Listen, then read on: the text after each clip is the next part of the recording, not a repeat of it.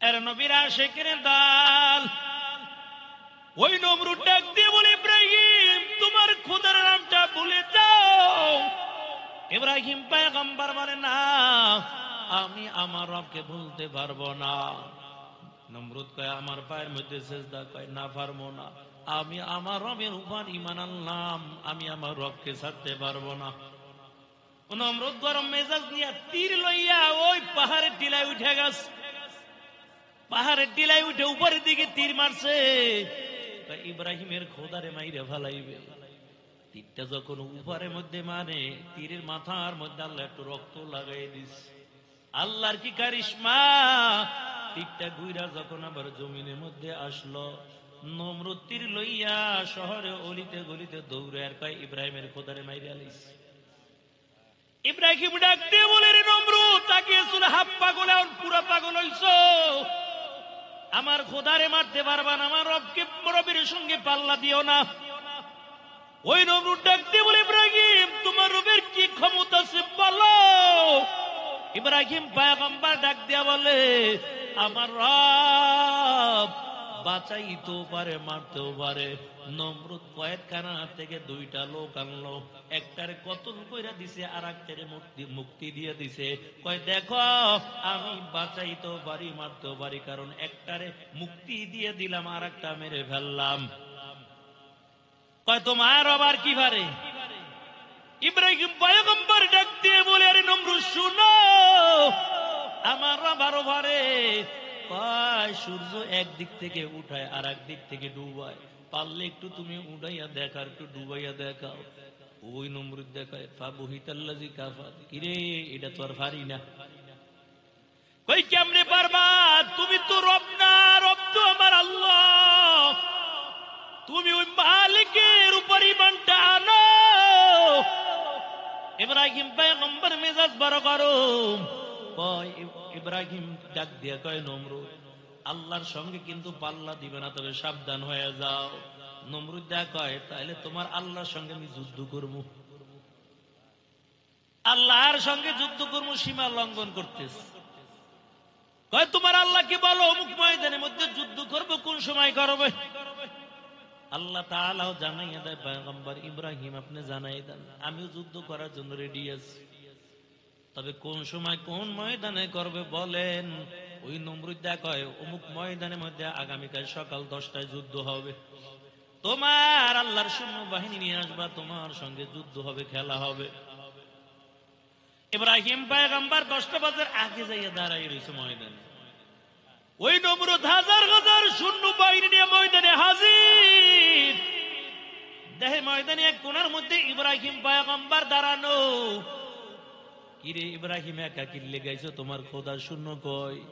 না জানি ভয় পাইয়া গেছে, তোমার একলা ছাইরা গেছে। ইব্রাহিম পয়গম্বর ডাক দেয়, নমরুদ আরে আমি তো যুদ্ধ করার জন্য আসি নাই, তুমি যুদ্ধ করবা আল্লাহর সঙ্গে, আমি এসে তো খেলা দেখবো। আমি তো খেলা দেখার জন্য আসলাম। ওই নমরুদ ডাক দিয়ে কই, ইব্রাহিম তোমার আল্লাহর সৈন্য বাহিনী কই? কয় অপেক্ষা করো, আরো 5 মিনিট সময় বাকি আছে, অপেক্ষা কর। আল্লাহ কয় কে আছো? আমার ওই দুশমন যে সাইজ করবা। মশাইকে আল্লাহ আমরা হাজির আছি, লাব্বাইক, খালি অনুমতি দেন সাইজ করে দেব। আল্লাহ কয় পারবি, খালি অনুমতি দেন। আল্লাহ তাআলা যাও যাও, অনুমতি দিলাম, আমার দুশমন যে জমিনের মধ্যে সাইজ করবা। আল্লাহর অনুমতি পাওয়ার পর ওই এমন ভাবে দৌড় শুরু করছে, গরম মেজাজ নিয়ে কে কার আগে ময়দানে হাজির হইতে পারে। একটা ল্যাংড়া মশা দুর্বল, আর চলতে বড় কষ্ট হয়। কয় তোরা আগে যা, আমি একটু আস্তে আস্তে আইতেছি, আমি বড় দুর্বল, কারণ ঠ্যাঙ্গারটা ব্যাক হয়ে গেছে। ওদিক থেকে ভন ভন ভন ভন, চারদিক থেকে আওয়াজ। নমরুদ দেখো কি ব্যাপার ইব্রাহিম, কিসের তো আওয়াজ? ইব্রাহিম পয়গম্বর অপেক্ষা কর, আমার আল্লাহর সৈন্য বাহিনী আসতে আসে। ময়দানটা পুরা মশায় ভরপুর হয়ে গেছে, এক একটারে কামড় দেয় আর দুনিয়া থেকে বিদায় হয়ে যায়। কিরে বালিশ তারা সব জমিনে হুতি গেছে, একটাও নাই। নমরুদ ডানে বামে তাকাইয়া দেখে ময়দান পুরা খালি। না জানি এখন আমারে ধরে দিছে এক সিফা দিয়ে দূর, কাকে নিজের জীবনটা বাঁচাই। ওই প্রতিমধ্যে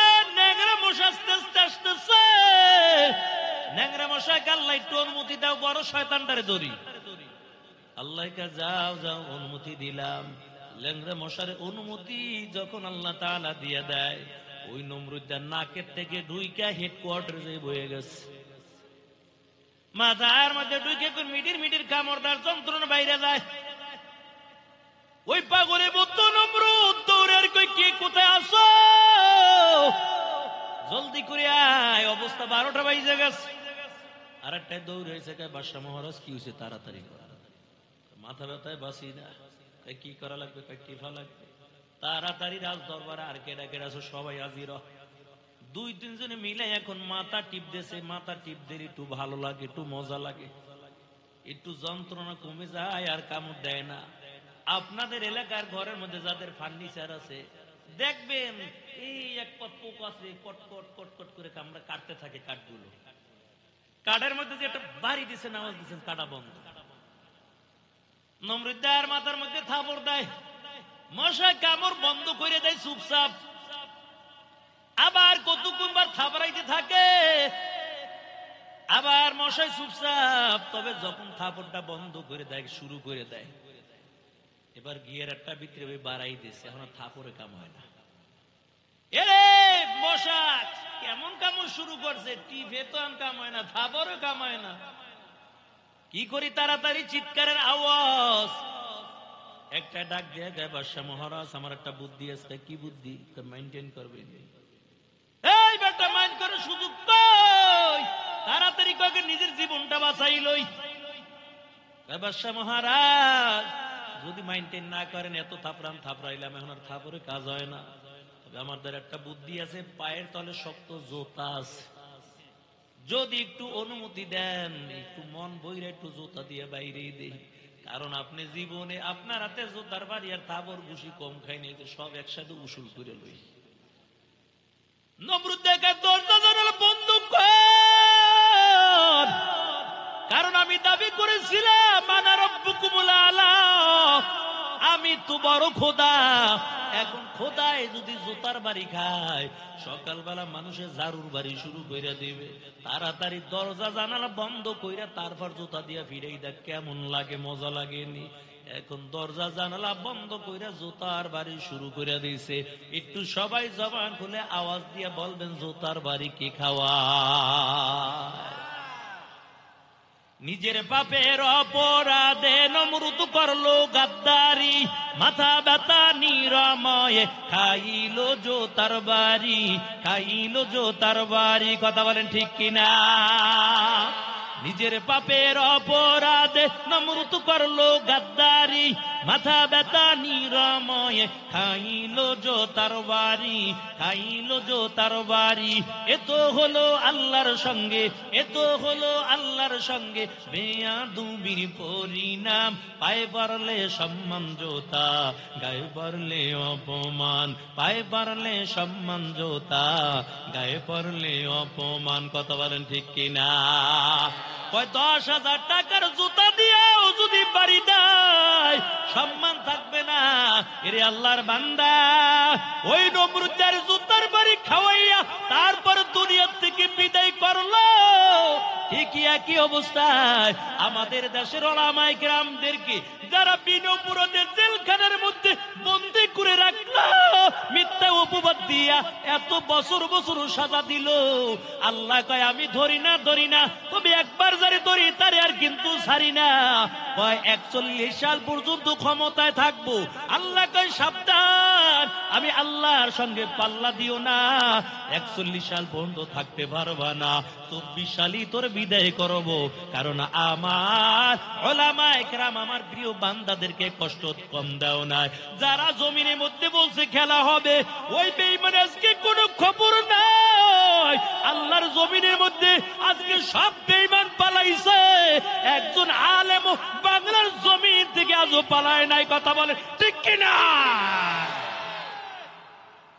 আরে মুমিন মুসলমান, আল্লাহর গোলাম, তবে অহংকারী করা যাবে না, তাকাব্বুরি করা যাবে না। কারণ ক্ষমতার মালিক হলো একমাত্র আল্লাহ। আমরা মানুষদেরকে হাতে পায়ে ধরে তারপর দিনের দিকে ডাকতে থাকি।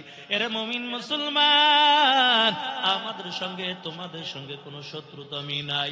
1000 বার গালি দেবা, তারপর পায়ে ধরে বলবো নামাজটা আদায় করে নাও। 1000 বার গালি দিবা, তারপর তোমার উপর রাগ করবো না। আমাকে গালি দেবা, রাগ করবো না। আমার বাবাকে গালি দিবা, কোনো রাগ করবো না। আমার 14 গোষ্ঠীকে গালি দাও, কোনো বাধা নাই, মানা করবো না।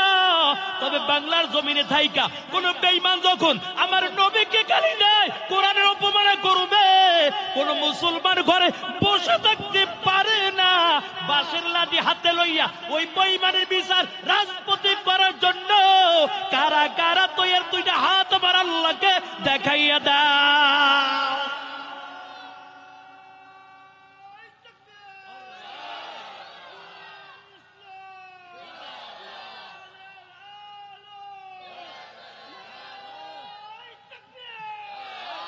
এর নবীর উম্মতের দান। তবে অহংকারী কইরা কোনো লাভ নাই। আমরা আমাদের রব হলো একমাত্র আল্লাহ, আমাদের নবী এক, আমাদের কোরআন এক, আমাদের কাবা এক। অহংকারী কোনো লাভ নাই। সবাই মিলে আমরা ভাই ভাই হইয়া তারপর দুনিয়ায় চলবো। ফেরাউন অহংকার করেছে, আল্লাহ ধ্বংস করে দিছে। ওই ফেরাউনের কিছু ছিল না, ছিল একজন তরমুজ ক্ষেতের মধ্যে লেবার। আল্লাহ তারা ওখান থেকে আস্তে আস্তে এরা সিংহাসনে বসায়। এত ক্ষমতার মালিক আল্লাহ দান করলো। রাজ সিংহাসনের মধ্যে বসার পর যখন ক্ষমতা পেয়ে গেল, এমন অহংকারী শুরু করলো, এমন তাকাব্বুরি শুরু করলো। আল্লাহ স্বপ্নের মাধ্যমে বারবার ফেরাউনকে সাবধান করে দেয়। ফেরাউন বারবার উল্টা পাল্টা স্বপ্নে দেখে। একদিন রাত্রে স্বপ্নে দেখি সব রাজত্ব শেষ হয়ে গেছে। সব গুণকের দলকে ডাইকা সকালবেলা কয়, আমার একটু ভবিষ্যৎ বাড়ি গণনা কইরা দেখ একটু কি হালাত। কারণ আমি প্রতিদিন রাত্রে উল্টা পাল্টা স্বপ্নে দেখি। আমরা যদি আজে বাজে স্বপ্নে দেখি, হুজুরের কাছে যাই, হুজুর কি জানি স্বপ্নে দেখছি, একটু ব্যাখ্যা করেন। ওদিক থেকে ফেরাউনের মাথা গরম, কারণ কি উল্টা পাল্টা স্বপ্নে দেখতেছি। সকালবেলা সব গুণকের দলকে ডাকলো। গুণকের দল গণনা কইরা কয়, ও বাদশাহ মহারাজ, অবস্থা তেমন একটা ভালো দেখা যায় না। কয় কে কি হইছে? কয় এই জমিনের মধ্যে আল্লাহ তাআলা এমন একজন বান্দাকে আল্লাহ তাআলা পাঠাইছে, যেই বান্দা বড় হইয়া আপনার রাজত্ব সব চূর্ণ বিচূর্ণ করে দিবে। ফেরাউনের মাথা বড় গরম হয়ে গেল। সব সৈন্যদেরকে ডাক দিয়ে বলে, সৈন্যবাহিনী শুনো, মিশরের জমিনের মধ্যে ছড়িয়ে যাও, দেখো কার ঘরের মধ্যে নবজাত শিশু আছে।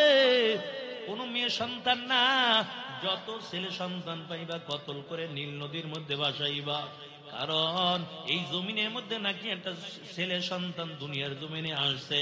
ওই ছেলে সন্তানকে কতল করে দিবা, না হয়তো আমার রাজত্ব সব তছনছ করে দিবে। কিন্তু ওই যুগের মধ্যে, জবানার মধ্যে একজন আর দুইজন না, 80,000 ছোট ছোট মাসুম বাচ্চাকে কতল করে নীল নদীর মধ্যে বাসাইল। আবার ফেরাউন ডাক দেয়া কয়, গুণকের দল, আবার একটু গণনা করে দেখো, আমার শত্রু আছে না দুনিয়ার থেকে বিদায় হয়ে গেছে। ওই গুণকের দল আবার গণনা করে কয়, ও বাদশাহ মহারাজ, আপনি যাকে মারার জন্য 80,000 ছোট ছোট নাবালেগ সন্তানদেরকে মারলেন, ওই সন্তান এখনো দুনিয়ার থেকে বিদায় হয় নাই। আল্লাহ তাআলা এখনো দুনিয়ার জমিনের মধ্যে বাঁচাইয়ে রাখছে। এরে আল্লাহর বান্দা, ওই ফিরআউনের মেজাজ আরো বড় গরম হয়ে গেল। ও সৈন্যবাহিনী তাড়াতাড়ি মিশরের জমিনের মধ্যে ছড়িয়ে যাও, দেখো কার ঘরের মধ্যে সন্তানগুলো বেঁচে আছে। সকালবেলা হাঁটতে হাঁটতে মুসা নবীর বাড়ির দিকে চলে গেল। মুসা নবীর একটা ছোট্ট বোন ছিল, নাম ছিল মরিয়ম। এই মরিয়ম যখন বাড়ির সামনে চলে যায়, নজর করে দেখতে পায় ওই ফিরআউনের সৈন্য বাহিনী মুসা নবীর বাড়ির দিকে আসতেছে। মরিয়ম একটা দৌড় দিয়ে বাড়ির মধ্যে চলে আসলাম। মাকে ডাক দিয়ে বলে, মা, আমার ভাই আর মুসাকে বাঁচানো বুঝি সম্ভব না, কারণ ওই যে ফিরাউনের সৈন্য বাহিনী আমাদের বাড়ির দিকে আসতেছে। মুসা নবীর মা একটা তাওয়ার মধ্যে, একটা চুলার মধ্যে তাওয়া দিয়া রুটি বাজতেছিল। এখন মুসাকে কোথায় লুকাবে, যেদিকে তাকায় সৈন্য বাহিনী দেখতে পায়। আল্লাহর কাছে বলে, মালিক এখন আমার মুসাকে কেমন করে বাঁচাইব। হঠাৎ করে এমন করে করে মালিকের কাছে যখন দোয়া করলো, কানের মধ্যে একটা আওয়াজ, ও মুসার মা তোমার কোনো চিন্তা করা লাগবে না, যেই চুলার মধ্যে তাওয়া দিয়া রুটি বাজতেছো ওই চুলার মধ্যে মুসাকে দিয়ে আগের মতন রুটি বাজা শুরু করে দাও। মুসা নবীর মা চিন্তার মধ্যে পড়ে গেল, আইরে যদি চুলের মধ্যে দেই না জানি পুরে সরকার হয়ে যায়, আর যদি ওই ফিরাউনের সৈন্য বাহিনী পায় কতল করে নীল নদীর মধ্যে ফালাবে। বড় চিন্তার মধ্যে পড়ে গেল, কি করবে কোনো উপায় পায় না। ফিরাউনের সৈন্য বাহিনী ঘরের কাছাকাছি চলে আসে। মুসা নবীর মা মুসাকে বুকের মধ্যে জড়াইয়া গালের মধ্যে চুমু দেয়, কপালে চুমু দেয়, আর বলে, মালিক আমার সন্তানকে বুঝি কতল করে দিবে, আর বুঝি বাঁচাতে পারবো না। এমন করে করে আল্লাহর কাছে কান্না করে, আবার কানের মধ্যে একটা আওয়াজ, ও মুসার মা চিন্তা করা লাগবে না, এই তাওয়া সরাইয়া চুলার মধ্যে মুসাকে দিয়া আগের মতো রুটি ভাজা শুরু করে দাও।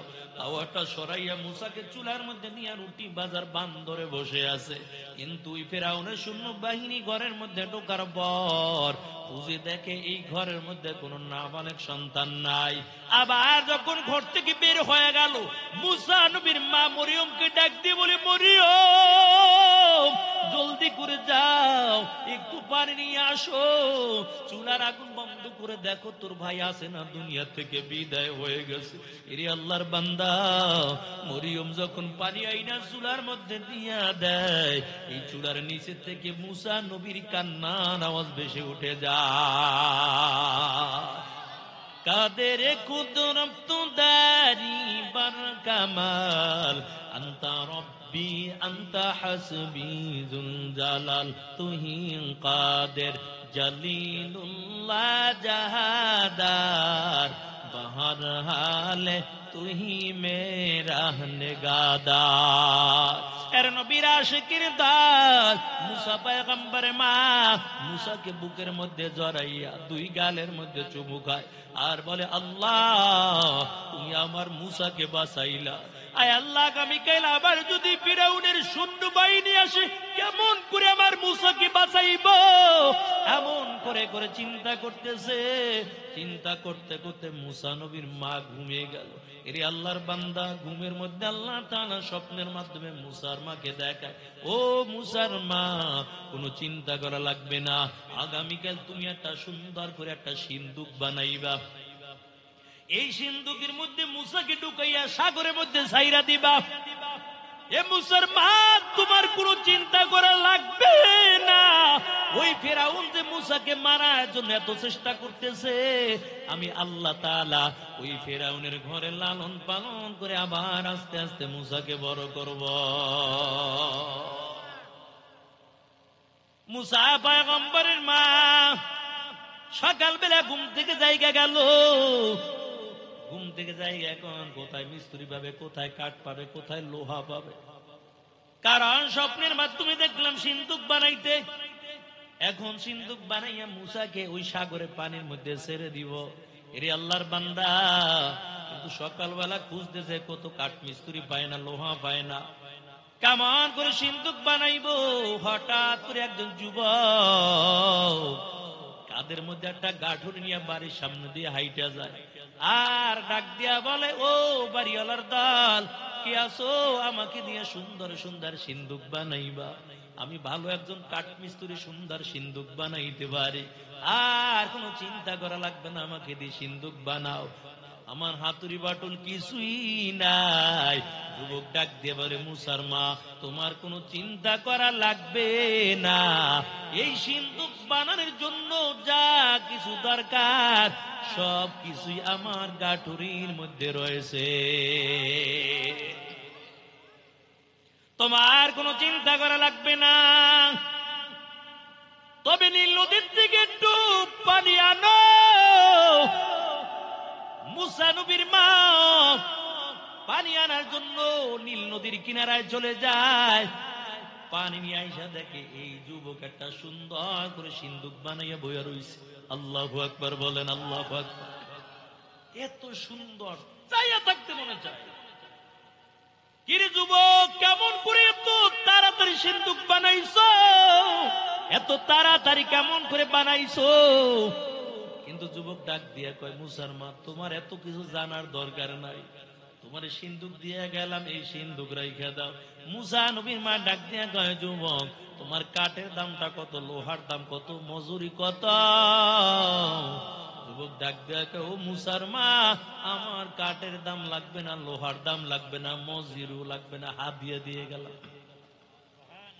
মুসা নবীর মা ডাক দিয়া কয়, যুবক, এত কষ্ট করেছ, তবে কমপক্ষে হলো তোমার কাঠের দামটা নিয়ে যাও। এই কথা বলে যখন ঘরের মধ্যে টাকা আনার জন্য গেল, আয়েশা দেখে এই যুবক আর এই জায়গার মধ্যে নাই, হাঁটতে হাঁটতে অনেক দূর চলে গেছে। মুসা নবীর মা পিছি পিছি দৌড়ায় আর ডাক দিয়ে বলে, যুবক, তোর কাঠের দামটা নিয়ে যা, তোমার লোহার দামটা নিয়ে যা, মজুরি নিয়ে যাও। এমন করে করে ডাকতেছে আর সামনের দিকে যায়। এরে আল্লাহর বান্দা, ওই যুবক একটা কদম সামনে যতটুকু আগাইয়া যায়, মুসা নবীর মা 10 কদম দৌড়াইয়াও অতটুকু আগাইতে পারে না। আস্তে আস্তে চোখের আড়াল হয়ে যাইতেছে। এমন সময় যুবক ডাক দিয়া কয়, ও মুসার মা, আমার পিছে দৌড়াইয়া কোনো লাভ নাই। আমার টাকা লাগবে না, কাঠের দাম লাগবে না, লোহার দাম লাগবে না, মজুরিও লাগবে না। কারণ আমি দুনিয়ার কোনো মানুষ না, আমি হলাম আল্লাহর পাঠানো ফেরেশতা জিবরাইল। আল্লাহ কেমনে বাঁচাইছে? যারা তাকাব্বুরি করছিল ওরা পিছের ইতিহাস দেখেন। পিছনের ইতিহাস যদি পড়তো অহংকারী করতে পারতো না। এরা মুমিন মুসলমান, আল্লাহর গোলাম। একজন নবী পাঠাইলি হয়ে যাইতো, আর লাগতো না। একজন ফেরেশতাই যথেষ্ট ছিল, সব টিরে ফিরে মসজিদে ঢুকানো। আল্লাহ সুযোগ দিয়ে দিছে, দুনিয়ার মধ্যে দিলাম, তবে পরকালে চলবে না।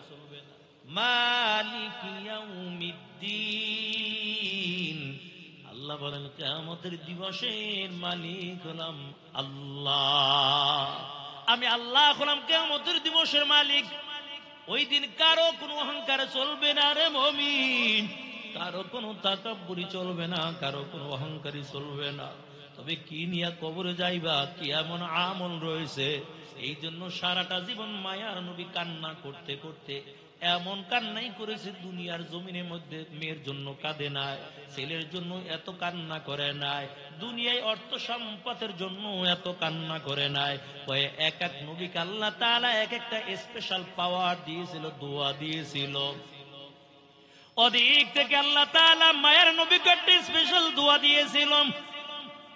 উহুদের ময়দানে যখন আমার মায়ের নবী মারি খায়, জিবরাইল ডাক দেয়া কয়, ও পয়গম্বর, ওই দোয়াটা আপনি করেন, আল্লাহ দোয়া কবুল করে নিবেন। আল্লাহ নবী ডাক দেয়া কয়, না না, দোয়া করব না। ফাতেমার ঘরের মধ্যে যখন খাবার নাই, জিবরাইল কয়, পয়গম্বর, আল্লাহর কাছে দোয়া করেন, আল্লাহ দোয়া কবুল করে নিবে। রাসূল কয়, না না, দোয়াটা এখন করব না।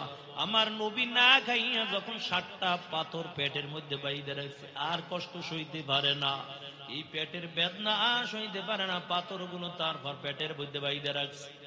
জিবরাইল আমিন কয়, নবী এখন দোয়াটা করেন, পাহাড়গুলো আল্লাহ স্বর্ণ বানাইয়া দিবে। আল্লাহর পয়গম্বর ডাক দেয়া কয়, জিবরাইল না। জিবরাইল কয়, নবী কোন সময় দোয়াটা করবেন? আল্লাহ তো আপনার সুযোগ দিয়েছে, কেন আপনি দোয়াটা করেন না? মায়ের নবী চোখের পানি ছেড়ে দিয়া কাঁদে আর কয়, জিবরাইল, তবে শুনো, ওই দোয়াটা আমি দুনিয়ায় করব না। আদম নবী দোয়াটা দুনিয়ায় করেছে, আল্লাহ কবুল করেছে। মুসা নবী দোয়াটা করেছে, আল্লাহ দোয়া কবুল করেছে। দাউদ পয়গম্বর দোয়া করেছে, দোয়া কবুল করেছে। ও জিবরাইল, এই দোয়াটা আমি দুনিয়ার জমিনে করব না, কারণ কিয়ামতের ময়দানে যখন দেখবো আমার গুনাহগার উম্মতকে জাহান্নামের মধ্যে নিতেছে, জাহান্নামের শিকলগুলো পায়ের মধ্যে লাগাইয়া টেনে টেনে জাহান্নামের মধ্যে ফালায়, ওই দিন আল্লাহর কাছে সিজদায় পড়ে কান্না করবার বলবো, মালিক তুমি আমার গুনাহগার উম্মতকে বাঁচাও, আল্লাহ তুমি আমার গুনাহগার উম্মতদেরকে বাঁচাও। ও জিবরাইল, ওই পরকালে আমি সিজদায় পড়ে কান্না করবার দোয়াটা করব, আল্লাহ আমার দোয়া কবুল করিয়া আমার উম্মতদেরকে জান্নাতের ফয়সালা করে দিবে। এর নবীর আশিকের দল কিয়ামতের ময়দানে আদম পয়গম্বর সিজদায় পড়ে কাঁদবে আর ডেকে ডেকে বলবে, আল্লাহ তুমি আমাকে বাঁচাও। মুসা নবীও সিজদায় পড়ে কাঁদবে আর বলবে, আল্লাহ তুমি আমাকে বাঁচাও। ঈসা নবীও সিজদায় পড়ে কাঁদবে আর বলবে, আল্লাহ তুমি আমাকে বাঁচাও। ইব্রাহিম খলিলুল্লাহ কান্না করবে আর বলবে, আল্লাহ তুমি আমাকে বাঁচাও। আম্মা জান আয়েশা ডাক দেয়া বলে, পয়গম্বর ওই কিয়ামতের ময়দানে আপনি কি করবেন বলেন? আল্লাহর নবী ডাক দেয়া বলে, আয়েশা তবে শুনো, ওই কিয়ামতের ময়দানে মুসা নবীও যখন কাঁদবে আর বলবে, আল্লাহ তুমি আমাকে বাঁচাও, ও আয়েশা ওই দিন আমি সিজদায় পড়ে আমি আল্লাহর কাছে এই কথা বলবো না, আল্লাহ তুমি আমাকে বাঁচাও। আল্লাহ তাআলা আমার জন্য একটা জায়গা বানাইয়া রাখবেন, ওটা হলো মাকামে মাহমুদ নামক একটা জায়গা। আমি ওই মাকামে মাহমুদে সিজদায় পড়ে কান্না করব আর বলবো, আল্লাহ তুমি আমার গুনাহগার উম্মতদেরকে বাঁচাও, আল্লাহ তুমি আমার গুনাহগার উম্মতদেরকে বাঁচাও। আল্লাহ ডাক দিয়া বলবে, নবী আমার আজকে আপনার কোনো কান্না করা লাগবে না, কারণ আপনাকে আমি উহুদের ময়দানে কম কাঁদাই নাই, আপনাকে আমি তায়েফের ময়দানে কম কাঁদাই নাই। ওই তায়েফের ময়দানে যখন কালেমার দাওয়াতটা দিয়েছেন, ছোট্ট ছোট্ট বাচ্চাগুলো আপনার গায়ের মধ্যে ইট পাথর মারতো, ওই কাফের বেঈমানেরা বাচ্চাগুলো লাগাই বলতো, ইট মার পাগল যায় পাগল যায়। আমার নবী পিছের দিকে তাকাইয়া বলতো, তায়েফবাসী শুনাও, আমি নবী পাগল না, আমার মুখের বাণী শুনে নাও, লা ইলাহা ইল্লাল্লাহু মুহাম্মাদুর রাসূলুল্লাহ ইমামুল আউয়ালিন আল আখিরিন বাহরে সাদকা রাহমাতাল লিল আলামিন সাইয়্যিদুল কাওনাইন খাতামুল মুরসালিন আখির মুদবুদ ফখরুল আউয়ালিন শাদা জুদাশ রাহমাতাল লিল আলামিন মসজিদে ওশুদা হামারু জমিন। এর নবীর আশিকের দল দুনিয়ার মানুষকে পরকালে আল্লাহর পয়গম্বর সুপারিশ করবেন। এই জন্য আল্লাহ তাআলা মায়ের নবীকে দুনিয়ার জমিনেও পাঠাইয়া আল্লাহ তাআলা নবুয়তি দান করে দিয়েছে। আর মায়ের নবীর সম্মান এত আল্লাহ তাআলা বাড়াইছেন, আদম নবীর এত সম্মান বাড়ায় নাই, মুসা নবীর এত সম্মান বাড়ায় নাই। আদম নবীকে যখন আল্লাহ তাআলা জান্নাত থেকে দুনিয়ার জমিনের মধ্যে ফালাইলো, এরে আল্লাহর বান্দা আদম নবী সিজদায় পড়ে কাঁদে আর বলে, আল্লাহ একটা ভুল করলাম, জান্নাতের পোশাকগুলো খুইলা গেল। আয় আল্লাহ গায়ের মধ্যে জান্নাতের পোশাক নাই, হাওয়াকে এক দেশের মধ্যে ফালাইলা, আমাকে আর এক দেশের মধ্যে ফালাইছো। ও দর মালিক তুমি আমার এই ভুলটা ক্ষমা করে দাও। আল্লাহ তাআলা দোয়া কবুল করে না। আদম নবী আবার ডাক দেয়া, আল্লাহ জান্নাতের রুমে রুমে তোমার বন্ধুর নামটা আমি লেখা দেখতে পাইলাম, জান্নাতের গেটের মধ্যে লেখা দেখতে পাইলাম লা ইলাহা ইল্লাল্লাহ, তোমার পাশে লেখা ছিল মুহাম্মাদুর রাসূলুল্লাহ, জান্নাতের রুমে রুমেও লেখা ছিল মুহাম্মাদুর রাসূলুল্লাহ। আয় আল্লাহ তোমার নামের সঙ্গে কার নামটা লাগছো গো মালিক, আল্লাহ ওই নামের উসিলা করে দোয়া কবুল করে নাও। আল্লাহ তাআলা বলে, আদম আমি দোয়া শিখাইয়া দিই, এমন করে দোয়া করো, রব্বানা যালামনা আনফুসানা ওয়া ইল্লাম তাগফির লানা ওয়া তারহামনা লানাকুনান্না মিনাল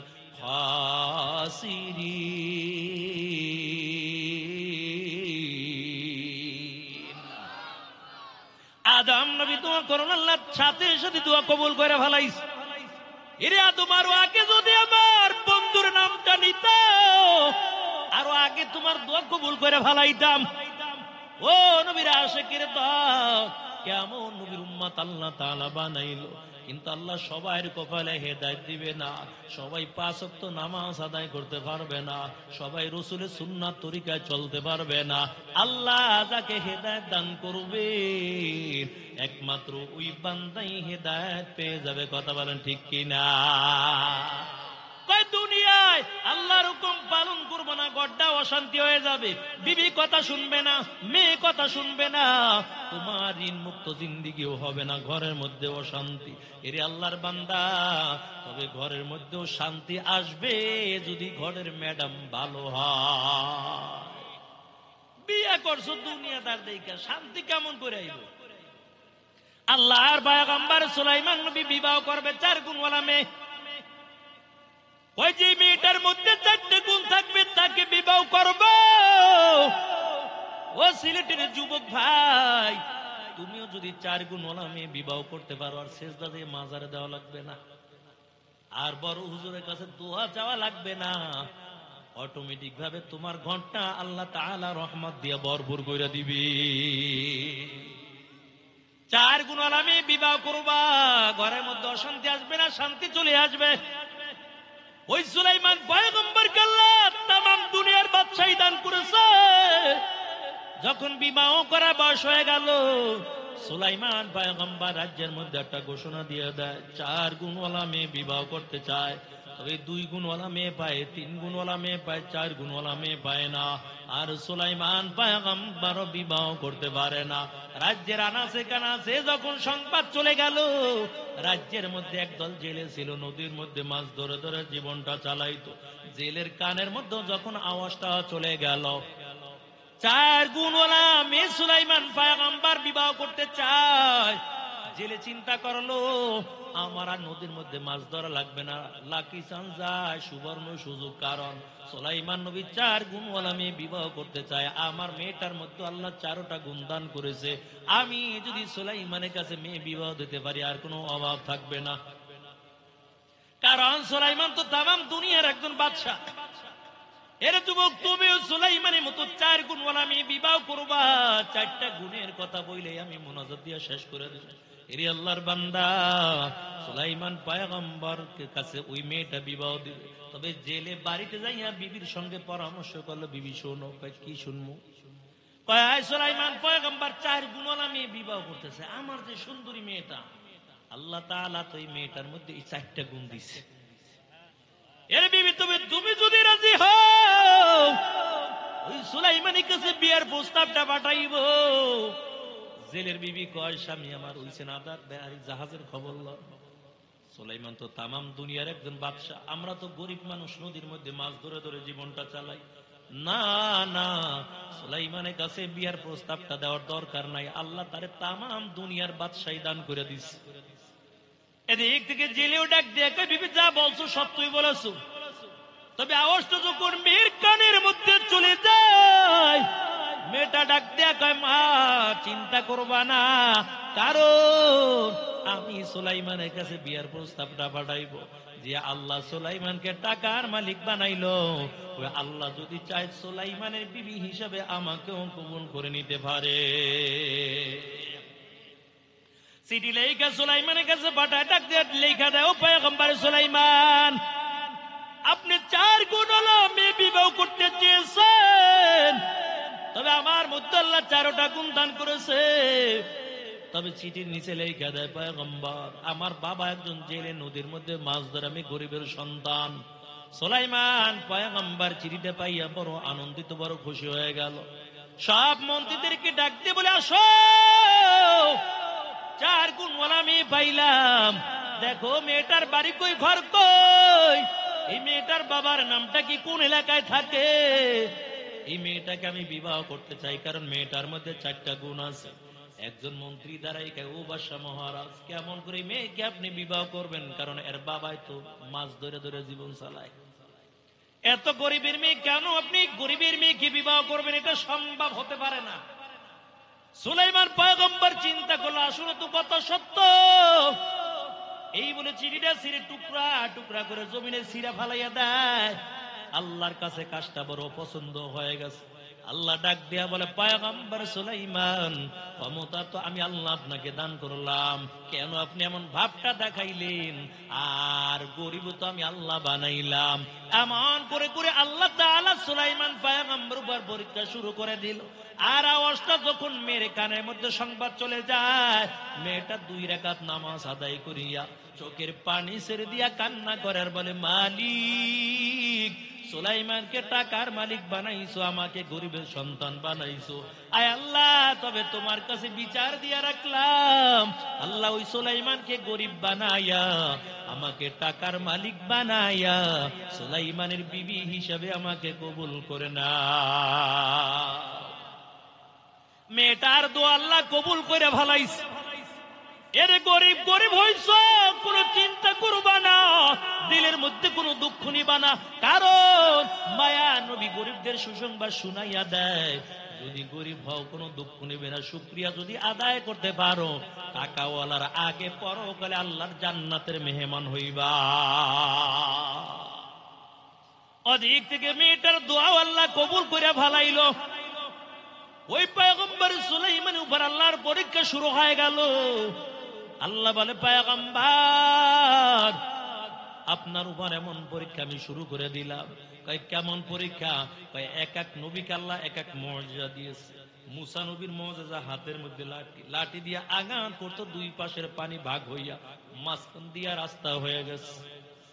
আর সুলাইমান পয়গম্বরের মুজিজা হলো হাতের মধ্যে একটা আংটি। আমাদের নবীর মুজিজা একটা আর 2টা না। মুফাসসিরিন কেরাম বলেন, আখিরি পয়গম্বর মুহাম্মদুর রাসূলুল্লাহ সাল্লাল্লাহু আলাইহি ওয়াসাল্লামকে আল্লাহ তাআলা কমপক্ষে 3000 মুজিজা দান করেছে। সুলাইমান নবীর আংটির উপর আল্লাহর পরীক্ষা শুরু হয়ে গেল। আল্লাহ এমন কিছু হুকুম জারি করে দেয়, ও পয়গম্বর সুলাইমান, আংটি নিয়ে অমুক জায়গায় যেতে পারবেন না, ওয়াশরুমে যেতে পারবেন না। সুলাইমান পয়গম্বর বড় চিন্তার মধ্যে পড়ে গেল, কি ব্যাপার, বড় মুসিবতের পড়ে গেলাম, আংটি এখন কার কাছে দিব? কারণ আংটি হলো আল্লাহর পক্ষ হইতে দেওয়া একটা মুজিজা। আংটি থাকার কারণে জিন পরি সব কিছু সুলাইমান নবীর কথা অনুযায়ী চলত। বা সুলাইমা দাদে মুলকো সরওয়াজি শুধুমাতে একাতে মাসদাওয়া পরি। আপনাদের কষ্ট হয়? বিয়ে শাদী পড়া মনে শেষ করে দেবো, সামনে একটু আগামো, বেশি সময় নেই মনে। বিয়ে শাদী পড়াইয়া 2 বাসর করে শোয়া যাবো ইনশাআল্লাহ। আরে নবীর আশিকের দল, ওদিক থেকে আল্লাহর পরীক্ষা শুরু হয়ে গেল। সুলাইমান পয়গম্বর আংটি কার কাছে দিবে? বিশ্বস্ত একজন খাদেম রাইখা দিয়েছে, খাদেম আংটি তোমার কাছে দিলাম, এই আংটি কারো কাছে দিবা না আমি ছাড়া। আবার আইসা আংটি চাইতো, আংটি চাওয়ার সাথে সাথে আংটি দিয়া দিত। চালাক শয়তান একটা জিনকায়, কি রে সুবর্ণ সুযোগ যাইতেছে। আংটি যখন খাদেমের কাছে দিয়া যায়, খাদেমের কাছ থেকে যদি আংটি চুরি করতে পারি আর কোনো চিন্তা করা লাগবে না, রাজত্বর মালিক আমি, ওই জন্য ক্ষমতা আমার। বড় একটা কৌশল খাটাইল, কেমন করে আংটি চুরি করবো? সুলাইমান পয়গম্বর যখন খাদেমের কাছে আংটি দিয়ে যাবে, সুলাইমানের রূপ ধইরা যে আংটি আনবো। ওদিক থেকে সুলাইমান পয়গম্বর যখন চলে গেল খাদেমের কাছে আংটি দিয়া, ওই রাজ্যের মধ্যে চালাক শয়তান জিনটা খাদেম রেখে, খাদেম আংটি দাও। সুলাইমানের মতন দেখা যায় আংটি চাইছে, তা আংটি লাগ লাগ দিয়ে দিচ্ছে। আংটি হাতের মধ্যে নিয়ে গায়ে, খাদেম যা বাড়ি যা, আর আমার খাদেম লাগবে না। কি ব্যাপার, এমন ভাব দেখাইলেন কা? যাও যাও, আর খাদেম টাদেম লাগবে না, আমার আংটি নিয়ে আমি রাজ সিংহাসনে চলে গেলাম। তবে একটা খবর জানাইয়া দে, এই রাজ্যের মধ্যে কিন্তু একজন নকল সুলাইমান বের হয়ে গেছে, দেখতে আমার মতন দেখা যায়, ওরে যেই জায়গায় পাইবা ওই জায়গায় ভালো করে সাইজ করবা। অধিক থেকে আংটি নিয়ে রাজ সিংহাসনে বসে গেল। আবার রাজ্যের মধ্যে ঘোষণা দিয়ে দেয়, নকল সুলাইমান বের হয়ে গেছে। আংটি এখন চালাক শয়তান জিনের হাতে, সবাই এখন তার কথাই শুনতেছে। সুলাইমান নবী আইসা খাদেম রেখে, খাদেম আংটি দাও। কি আংটি দিব? তুমি কেডা? কার? আমি তো সুলাইমান। ও তাইলে তুমি নকল সুলাইমান আমার ধোঁকা দেওয়ার জন্য আসছো, ধোঁকা দিতে পারবা না। সুলাইমানের আংটি সুলাইমান নিয়ে সিংহাসনে বসে রাজত্ব চালায়। সুলাইমান নবীকে হায়রে কি সর্বনাশ হয়ে গেল, তাড়াতাড়ি দৌড়াইয়া সিংহাসনের দিকে চলে যায়। ওই নজর করে দেখতে পায় চালাক শয়তান একটা জিন আংটি নিয়ে তারপর রাজত্ব চালায়। ওই চালাক জিনটা যখন সুলাইমান নবীরে দেখতে পায়, সব সামনে যারা ছিল কয় দেখ নকল সুলাইমান আইসরের ভালো করে সাইজ করে শত শত মাইল দূরে ভালা, নাইলে বেজার লাইগা যাইবে। এখন আংটি ওই জিনের শয়তানের হাতে, সবাই তার কথাই শুনে। সুলাইমান পয়গম্বরের হাতে পায়ে বেঁধে শত শত মাইল দূরে যখন ফেলে দেয়, ওই জেলে মাছ ধরে যখন বাড়ির দিকে রওনা হয়, নজর করে দেখতে পায় এত সুন্দর চেহারার অধিকের একটা যুবক এমন করে রাস্তার কিনারায় পড়ে আছে। জেলে ডাক দিয়ে বলে, যুবক কোথায় তোমার বাড়ি, কোথায় তোমার ঘর, এমন অবস্থাটা কেন? সুলাইমান নবী চিন্তা করলো সবাই জানে এখন আমি নকল সুলাইমান, কারণ আংটিও নাই, কোনো ক্ষমতাও নাই, নামের পরিচয় দেওয়া যাবে না, নামটা গোপন রাইগা একটা কৌশল খাটাইয়া সুলাইমান নবী ডাক দিয়া বলে, তবে শুনো আমি বড় অসুস্থ, কথা বলতেও বড় কষ্ট হয়, আগে একটু সেবা যত্ন করে আমাকে একটু সুস্থ কইরা দাও। জেলে বাড়িতে নিয়ে সেবা যত্ন করার পর ওই সুলাইমান পয়গম্বর যখন সুস্থ হয়ে গেল, একদিন জেলে ডাক দিয়া কয়, এর যুবক তবে কোথায় তোমার বাড়ি, কোথায় তোমার ঘর, আমার কিছুই জানা নাই, তবে আমি গরিবের সন্তান, তুমি যদি রাজি হও আমার সঙ্গে নদীর মধ্যে মাছ ধরতে যেতে পারো। সুলাইমান পয়গম্বর রাজি হয়ে গেল, কারণ যাওয়ার কোনো জায়গা নাই। ওদিক থেকে মেয়েটা প্রতি রাত্রে মালিকের কাছে দোয়া করার বলে, আল্লাহ সুলাইমান আমার বিয়ার প্রস্তাবে চিঠিটা ছিঁড়ে ফেলাইছে, আল্লাহ তোমার কাছে আমি বিচার দিয়া দিলাম, সুলাইমানকে গরিব বানাইয়া আমাকে টাকার মালিক বানাইয়া সুলাইমানের বিবি হিসেবে কবুল করে না। আল্লাহ তো দোয়া কবুল করে ফেলাইছে।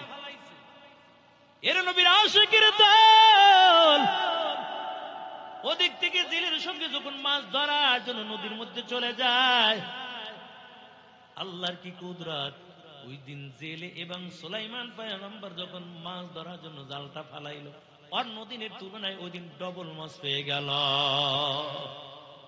জেলে কয় ছেলের কপাল তো খুব ভালো, আবার পরের দিন আসলো মাছ বেশি পেয়ে যায়, কিরে কপাল লাইগে গেছে, এই ছেলের কপাল তো ভালো, এমন করে করে মাছ ধরে ধরে ধরে ধরে তারপর জীবনটা জ্বালায়।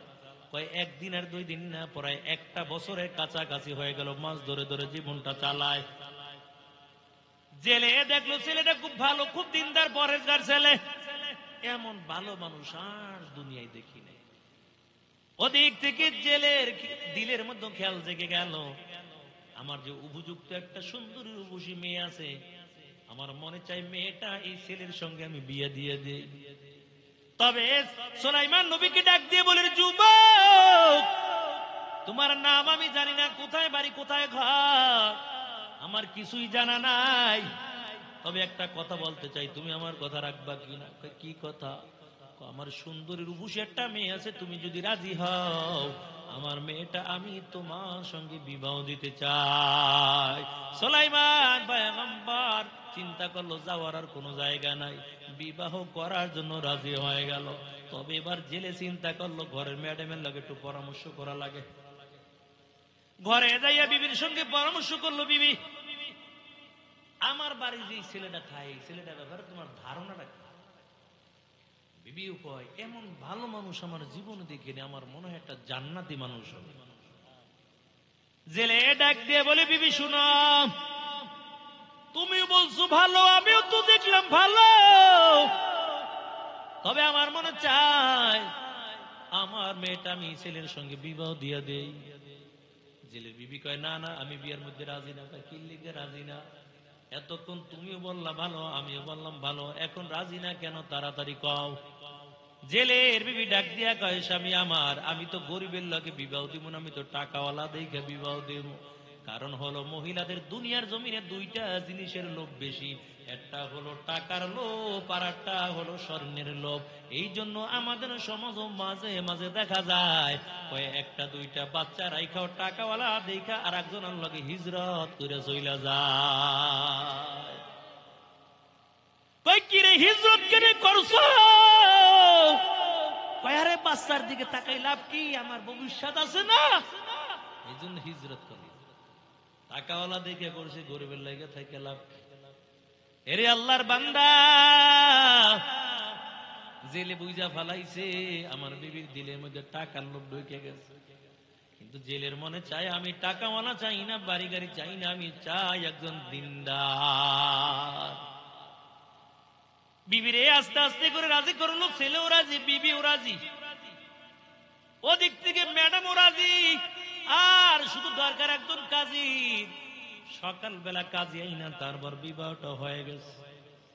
রে আল্লাহর বান্দা, তবে আজকে তাদের বাসর রাত, কেমন করে বাসর ঘরটা সাজাইবে এমন মালামালের কোনো ব্যবস্থা নাই, ঘরের মধ্যে খাবার নাই, কারো গরিব ফ্যামিলি, একদম গরিব, এক বেলা খাইলে আর এক বেলা খাইতে বড় কষ্ট হয়ে যায়। তবে কি দিয়ে আজকে বাসর ঘরটা সাজাইবে? কারণ আজকে নতুন জামাই, মাছ ধরার কথা বা কেমনে বলি চিন্তা করতেছে। আর ওদিক থেকে দেশের অবস্থা কিন্তু 12টা বাইজে গেছে। কারণ একটা বছর ওই চালাক শয়তান জিনটা হাতের মধ্যে আংটি এনে রাজত্ব চালায়। ওই তেলের দাম বেশি, লবণের দাম বেশি, ডাইলের দাম বেশি, মারামারি কাটাকাটি হিংসা বিদ্বেষের কোনো অভাব নাই। লোকের আগে আমাদের সুলাইমান তো এমন জুলুম অত্যাচার করতে পারে না, কি ব্যাপার? সুলাইমান তো এমন জুলুম করতে পারে না, তবে মুখ খুইলা কিছুই বলতে পারে না, কিছু বললেই তারে বন্দি করে শাস্তি দেয়। তবে সুলাইমান নবীর একজন জিন ছিল, খাদেম, খুব শক্তিশালী জিন ছিল। ওই জিনটা মাঝে মাঝে সুলাইমান পয়গম্বর তাকে ডাকতো, হাতের মধ্যে আংটিও নাই, ডাকতেও পারে না। ওই খাদেম জিনটা কয়, কি ব্যাপার, একটা বছর হয়ে গেল সুলাইমান কেন আমারে ডাকে না? তবে আজকে সুলাইমান নবীর সিংহাসনে যাব, রাজ দরবারে যাব, না জানি সুলাইমান পয়গম্বর আমার উপর রাগ করেছে। খাদেম জিনটা যখন রাজ দরবারে হাজির হয়ে যায়, নজর করে দেখতে ভাই, এ তো আসল সুলাইমান ক্ষমতায় নাই, এ তো নকল সুলাইমান ক্ষমতায় বসে বসে তারপর রাজত্ব চালায়। কই জিনে দেখা জিন সিনা ফালাইছে, কই সুরে সুর সিনে, ডাকাইতে ডাকাই সিনে, ভালো মানুষ চিনে। জমিনের মধ্যে একদল মানুষ আছে আল্লাহ ওয়ালারা, আল্লাহ ওয়ালা চিনে, কথা বলেন ঠিক কিনা? আউলিয়ারা কারে উকবা ইখতিয়ার, জাহেলারা কারে দুনিয়া ইখতিয়ার। মাইলে মোমেন সুয়ে মোমেন মিশাওয়াত, মাইলে কাফের সুয়ে কাফের মিশাওয়াত। এক জামানা সুহবতে বা আউলিয়া, বেহতর আজ 100 সালে তাআত বেদিয়া। এর নবীর আশিকের দল ওই চালাক দিনটা দেখে তো সিনা ফালাইলো, আমাদের সুলাইমান তোরে না তো বাট পার বইয়া বইয়া রাজত্ব চালায়। ডাক দেখে, কি ব্যাপার আমাদের সুলাইমান কই, তুমি কেন না সিংহাসনের মধ্যে বসা? ওই চালাক দিনটায় খাইছে, অন্ত ধরা খাই গেছে, আর বুঝি বাসন নাই, আজকে বসের কাছে বুঝি ধরা খাই গেলাম। তাড়াতাড়ি সিংহাসন ছাইরা কয়, আর তো সিংহাসনে গুল্লি মার, আগে নিজের জীবন বাঁচাইল। দিছে দৌড়, সুলাইমান নবীর খাদেম জিনটা তাড়াতাড়ি এটার ধরে, তো আমাকে সুলাইমান না। ওই নিজের জীবন বাঁচার লেগে সামনে দৌড়ায়, হঠাৎ করে নজর করে দেখতে পায় আংটিটাও ওই বাটপারের হাতের মধ্যে দেখা যায়। সুলাইমান নবীর খাদেম জিনটা ডাক দিয়া কয়, কি ব্যাপার আমাদের সুলাইমান নবী কই, আংটিও কেন তোমার হাতের মধ্যে দেখা যায়? সুলাইমান নবীর আংটি তাড়াতাড়ি দিয়া যাও। চালাক জিনটা চিন্তা করলে আংটি যদি নিয়ে যায় উপায় নাই, নিজে বাঁচার জন্য আংটিটা খুইলা নদীর মধ্যে ফালাইয়া দিল। নদীর মধ্যে যখন আংটি ফালাইয়া দেয়, ওই নদীর একটা মাছ আদার মনে কইরা আংটিটা খাইয়া ফালাইছে। আংটি যখন নদীর মাছে খাইলো, এই ভালো হইছিলাম, এখন আবার কি খাইয়া মুসিবতের মধ্যে পড়লাম। এর নবীর আশিকের দল ওদিক থেকে জামাই শ্বশুর দুপুর বেলা চিন্তা করলো কি করা যায়, ঘরের মধ্যে খাবার নাই, বাসর ঘরটাও সাজামো, টাকা পয়সা নাই। তবে দুইজনে পরামর্শ করলো, চলেন আজকেও মাছ ধরার জন্য নদীর মধ্যে যাব, আজকে মাছ যা পাইবো এই দিয়ে সুন্দর করে বাসর ঘরটা সাজাইবো। জামাই শ্বশুর দুইজনে মিলে যখন নদীর মধ্যে মাছ ধরতে চলে গেল, বিসমিল্লাহ বলে যখন জালটা নদীর মধ্যে ফালায়, ওই মাছটা পাগলের মতো ঘুরতে ঘুরতে জামাই শ্বশুর জালের মধ্যে ঢুকে যায়। আর জামাই শ্বশুর যখন জালটা উঠায়, ওই কিতাবের মধ্যে লেখে ওই দিন দুইজনে মিলে পুরা এক নৌকা মাছ পেয়ে যায়। ছেলে কপাল খুব ভালো রে, জেলে কয় সকালবেলা মাইয়াটা বিয়ে দিলাম, দুপুর বেলা মাছ ধরতে দিলাম, পুরো এক নৌকা মাছ পাইছি। আরে আল্লাহর বান্দা, বড় মাছটা আলাদা করে রাখছে, কয় মাছটা এটা নতুন জমের খাওয়া, আর বাকি মাছগুলো বিক্রয় করিয়া দামি দামি মালামাল নিয়ে তারপর বাড়ির দিকে আমি ভিজে যাইতেছি।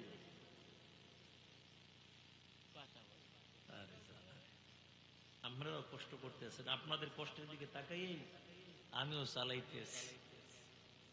যাক দেখি 5-10 মিনিট শেষ করে দেবো, কোন বীজ দিয়েছি। আরে নবীর উম্মতের দাল, বাকি মাছগুলো বিক্রয় করে দামি দামি মালামাল নিয়ে আসলো, বড় মাছটা আলাদা করে রাখছে, এটা বাড়ি আনছে। জেলের বিবি দেখে কিরে দুজন খুশি খুশি লাগে, কি ব্যাপার স্বামী আমার এত খুশি কেন? আর কইও না, কে কি হইছে? কয় বলছিলাম না এই ছেলের কপাল ভালো, তুমি তো বিয়া দিতে রাজি হও নাই, কত তাবিজ দিয়ে তারপর রাজি করাইছ। কয় কেমনে বুঝলাম? সকালবেলা মাইয়াটা বিয়ে দিলাম, দুপুর বেলা মাছ ধরতে গেছি, এক নৌকা মাছ পাইছি। জেলের বিবি কয় তাহলে আর আগে মাইয়াটা বিয়ে দিলাম না, এতদিন তো আমরা টাকার মালিক হয়ে যাইতাম। জেলে কয় তোমার তো রাজি করে পারি নাই, তোমার তো রাজি করে তো অনেক কষ্ট হয়ে গেছে। জেলের বিবিকে আমি কি জানতাম যে ছেলের কপাল যে এত ভালো। এরে আল্লাহর বান্দা, জেলে ডাক দিয়া কয় বিবি বড় মাছটা আনলাম, এই মাছটা তুমি কাটবা না, মেয়ের হাতের মধ্যে দিবা, মেয়ে নিজে ভাজি করবে, নিজে হাত দিয়া তার স্বামীর মুখের মধ্যে খেতে দিবে। ও পর্দার আড়ালের মা, তুমিও যদি দেখো তোমার স্বামী খেতে কামারে কাজ করে বাড়িতে আসছে, বদলা দিয়ে বাড়িতে আসছে, তোমার স্বামীর শরীর বেয়ে বেয়ে ঘামের ফোঁটা পড়তেছে, স্বামী চাওয়ার আগে একটা গ্লাস পানি যদি স্বামীর হাতে তুলে দাও, মায়ার নবী জানাইয়া দেয় 7 ভরি স্বর্ণ আল্লাহ রাস্তায় সদকা করলে যেই সব হইতো, এই পরিমাণ সব আল্লাহ ওই নারীর আমল নামার মধ্যে দান করে দেয়। বর্তমান যুগের মহিলারা স্বামীর খেদমত করতে চায় না। আজকে বাড়িতে কইন একটা গ্লাস পানি গরম করে দাও, মাইরেও খাইতে পারেন বৌরত। এরা নবীর আশিকের দল, ওই মহিলারা স্বামীর খেদমত করবে, তাদের জীবন ধন্য। কারণ মায়ার নবী বলেন স্বামীর খেদমত করে যদি দুনিয়া থেকে বিদায় হয়, আর স্বামী যদি বলে আমার স্ত্রী খুব ভালো ছিল, আল্লাহর নবী বলেন ওই নারীর জন্য আল্লাহর জান্নাত অপেক্ষা করতে থাকে। আর কে দারত হাউবে হকদার দিল মাদাম জান্নাতুল মাওয়াদে হাদুরা মাকাম বিহিশতা আযা কে আজারে নবাশাত সেরা বাকাসে কারে নবাশাত।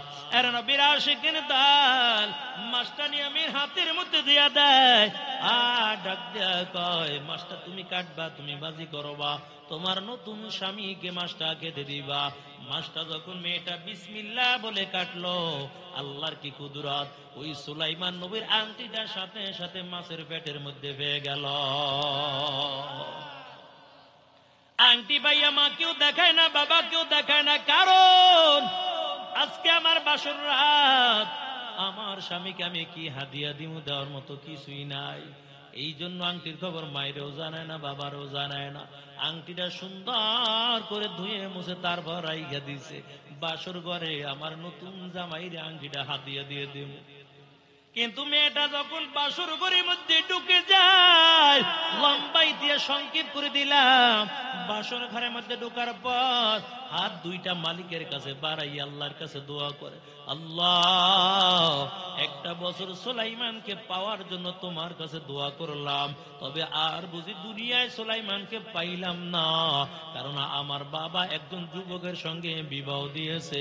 আয় আল্লাহ, দুনিয়ায় আর সুলাইমানের দরকার নাই, তবে আল্লাহ তোমার কাছে শেষ দোয়াটাও করলাম, দুনিয়ায় তো আর পাইলাম না, তবে পরকালে জান্নাতের ময়দানে সুলাইমান নবীর বিবি হিসাবে কবুল করে না।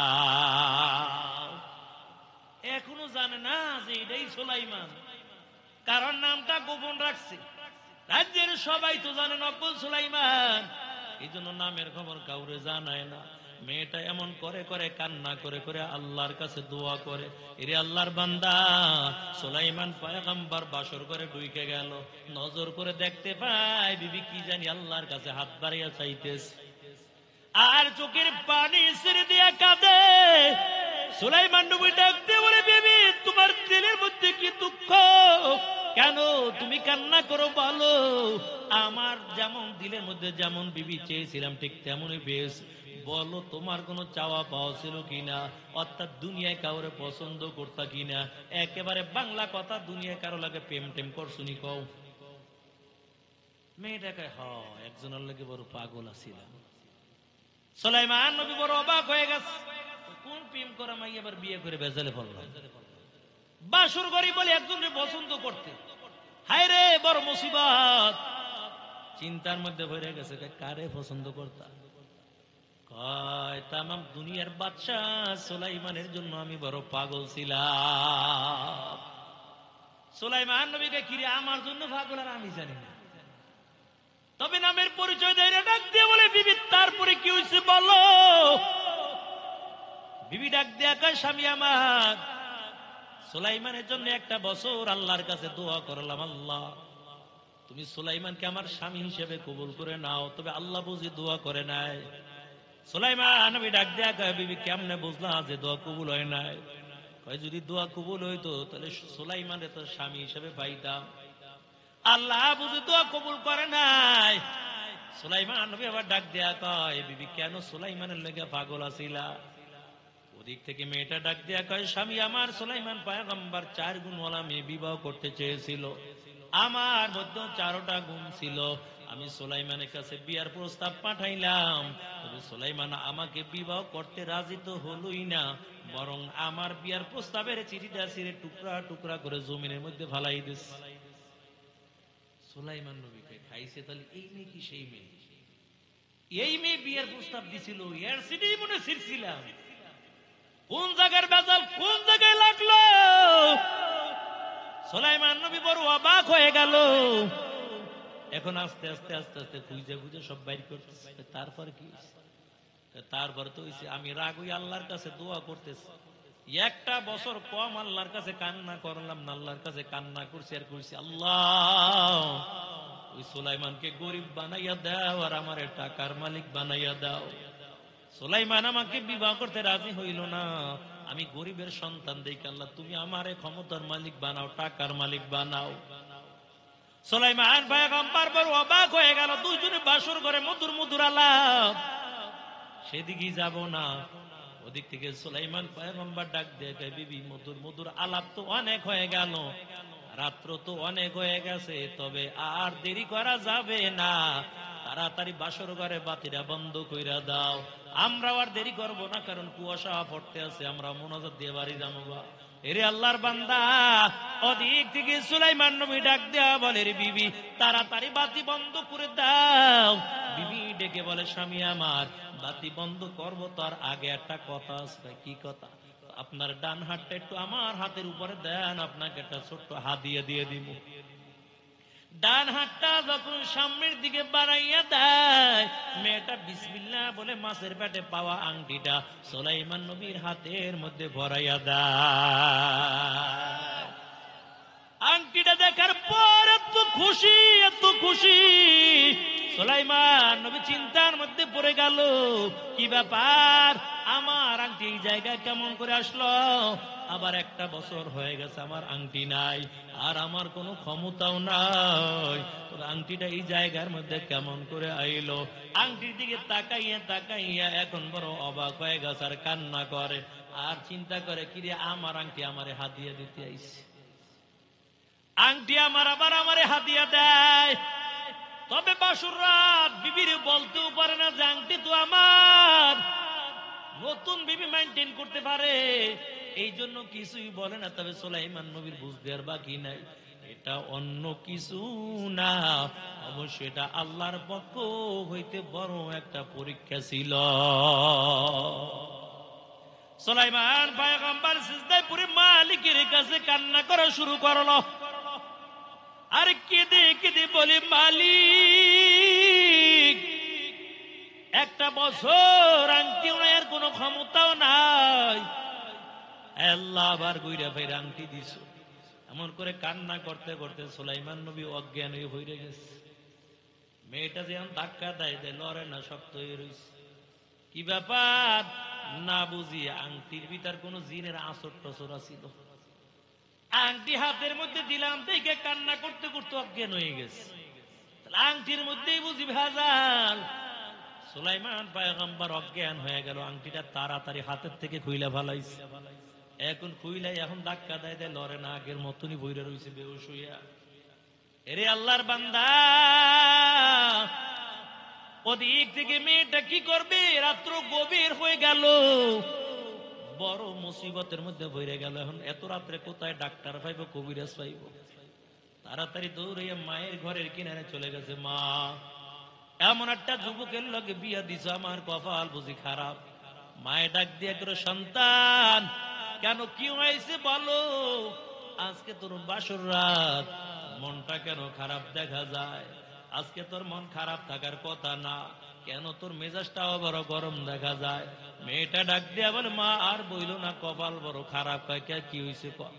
এমন একটা যুবকের লগে বিয়া দিছে, এই যুবক বাসর ঘরে অজ্ঞান হয়ে বইরা রইছে। বিশ্বাস না হইলে দেখে যাও। মায় কয়, কইছিলাম না এই ছেলের সঙ্গে বিয়ে দিতে মানা করছিলাম, তবে আমার কোনো দোষ না, সব দোষ তোর বাপের। সকালবেলা 12টা বাজামো, কি হয়েছে আগে? মহিলারা দুঃখের বাকি নিতে চায় না, সুখের বাগের লেগে বড় পাগল। বিবির জন্য স্বামী এত পাগল, জীবনটা শেষ করে ফেলাইছে বিবির জন্য। একদিন একটু ঝগড়া লাগছে স্বামী স্ত্রী দুইজনে। বিবি ডাক দিয়ে কবে, এই বেটার ঘরে জীবনেও শান্তি হইল না, একদিনে সব শেষ। মহিলারা বেশুকুর, বেশি বেশি করে শুকরিয়া আদায় কম। স্বামী এত দেওয়া দিবে, এত পোশাক, এত কাপড় চোপড়, দামি দামি শাড়ি এনে দিবে, তারপরে দেখবেন একদিন কইয়া ভালাইব, এই বেটা আমার দিছি কি, কিছুই তো দেয় না। হাও সংসার বুঝি, কিছুই পাইলাম না। এরে আল্লাহর বান্দা, ওই যে বলেছিলাম মহিলাদের মধ্যে টাকার লোভটা বেশি, স্বর্ণের লোভ বেশি, টাকার লোভ বেশি। এই জন্য দেখবেন আমাদের সমাজেও দেখবেন মহিলারা চাকরি করে, কারণ ভবিষ্যৎ যোগাইব, টাকার মালিক হবে, ভবিষ্যৎ গুছাইব। স্বামীও চাকরি করে, ম্যাডামও চাকরি করে, দুজন বাম্পার কামায়। আর যার বিবির দিয়ে চাকরি করায়, ওর জীবনও দুনিয়ার মধ্যে সুখ হবে না। ওর বিবি দৈনিক 100 বার কানে ধরে উড়াই বর্গ, কারণ বিবির কামাই খাইতে হলে কিন্তু যোগ্যতা লাগে। ডেলি কানে ধরে উড়াই বর্গ। এরে আল্লাহর বান্দা, স্বামীও চাকরি করে, বিবিও চাকরি করে, দুজন বাম্পার কামায়। একদিন স্বামী বেচার কি ব্যাপার, আমিও চাকরি করি, হ্যাঁ চাকরি করে, আমার টাকা দিয়ে বাজার করি, বাসা ভাড়া দিই, হ্যাঁ টাকা ব্যাংকে জমায়, আবার উল্টা হ্যাঁ খেদমত আমার করা লাগে। আজ আর কিচ্ছু করবো না, ঘরে এসে চুপচাপ। সন্ধ্যাবেলা ম্যাডাম হাজির হয়ে গেছে, মেজাজ গরম, ডাক দিয়ে কয়, স্বামী আমার ঘরটা গুছালো কেন? স্বামী কয়, সাবধান, আস্তে কথা কও। কয় কে? কয় স্বামীর খেদমত করবা, স্বামীর পান নিচে স্ত্রীর জান্নাত। ম্যাডাম ডাক দিয়ে কয়, কোন হুজুরে ফতুয়া দিচ্ছে? হের কাছে আবার যাও, যাই জিজ্ঞেস করে দেখো, তোমার বেতন 20,000, আমার বেতন 30,000, তোমার পান নিচে আমার জান্নাত না, আমার পান নিচে তোমার জান্নাত? তোমার চাইতে তো বেতন আমার বেশি। স্বামী বাসারা ডাক দিয়ে কে, বিবি সাবধান, আর চাকরি করাইতে চাই না, পর্দায় থাকবা, আর আল্লাহর হুকুম 5 ওয়াক্ত নামাজ আদায় করবা। ম্যাডাম ডাক দিয়ে কয়, দরকার তোর সংসার ছাড়বো, তারপরও চাকরি ছাড়বো না, কারণ নিজের ভাই নিজের দাঁড়ানো লাগবে। মহিলারা যদি টাকার মালিক হয়ে যায়, স্বামীরে মোটেও দুনিয়ার জমির দাম দিতে চাবে না। তোমার মতন স্বামী একজন গেলে 10 জন চাইয়ে রয়েছে, খাড়াই রয়েছে। আর এখন তো মিস্টার ফেসবুক তো আসি, সময় লাগবে না। আরে আল্লাহর বান্দা, স্বামী বাসারে ডাক দিয়ে বলে, বিবি তুমি আর চাকরি করা লাগবে না। ম্যাডাম কয়, না না চাকরি ছাড়বো না। এমন করতে করতে দুইজনের মধ্যে ঝগড়া শুরু হয়ে গেল। এক পর্যায়ে রাত্র অনেক হয়ে গেছে, স্বামী বাসারা কয়, কিরে সকালবেলা তো অফিস আছে, এরে বিবি আর ঝগড়া করা লাগবে না, চলো ঘুমাইতে যাই। যখন দুইজন ঘুমাইতে গেছে, স্বামী কয়, বিবি মশারিটা টানাই দাও। ম্যাডাম কয়, না না তোমার বেতন 20,000, আমার বেতন 30,000, তোমার চাইতে আমার পাওয়ার বেশি, মশারি তুমি টানাও। স্বামী কয়, না না মশারি তুমি টানাইবা, তুমি স্বামীর খেদমত করবা। ম্যাডাম কয়, না না মশারি তুমি টানাও। ঘুমাইতে যাই আরো ঝগড়া শুরু হয়ে গেছে। এরে আল্লাহর বান্দা, এমন ঝগড়াই শুরু হয়েছে, এখন আর মুখ বন্ধ হয় না, এটা অটো চলতে আছে চলতে আছে। স্বামী কয়, মনে হয় ঘুমের মধ্যে ঝগড়া করবে, কারণ মহিলা গো মুখ হইলো চায়না মেশিং এর মতন। একদিন যদি স্বামীর লাগে ঝগড়া হয়, 7 দিন পর্যন্ত অটো চলতে থাকে, আর বন্ধ হয় না। এরা নবীর আশিকের দল। ওদিক থেকে স্বামী বেচারা চিন্তা করলো, মুখটা কেমন আগে বন্ধ করাইতে পারি, নাইলে ঘুমের মধ্যে ঝগড়া করবে, আর ঘুমাইতে পারবো না। একটা বুদ্ধি খাড়াইলো, মশার কামড় তো সইতে পারবো, তবে ঝগড়া সইতে পারবো না। এই বিবি, আমি একটা কথা বলি, মানবা? কই কি কথা? কয়, দুজন চুপ হয়ে যাবো, যে আগে কথা কবে হে মশারিটা নেব,